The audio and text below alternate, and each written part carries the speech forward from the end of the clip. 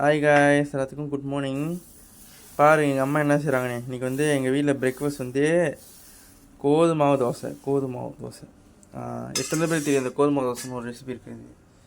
இது வந்து ரொம்ப சிம்பிளான தோசை தான். எதுவுமே நம்ம மிக்ஸ் பண்ணலைன்னா ஜஸ்ட் தப்பும் கண்டோமும் உப்பு மட்டும் போட்டு தண்ணியில் மிக்ஸ் பண்ணி கரைச்சி தான்.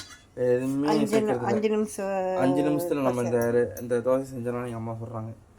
இந்த தோசை வந்து நீங்கள் சாடின் கறி மீன் கறியோட வச்சு சாப்பிட்டா அவ்வளோ ருசியாக இருக்கும் காய்ஸ். அதான் இன்றைக்கி எங்கள் கீழே எங்கள் வீட்டில் மீன் கறி வஞ்சர மீன் கறி அதுதான் இன்றைக்கி நாங்கள் கோதுமை தோசைக்கு வச்சு சாப்பிட போகிறோம்.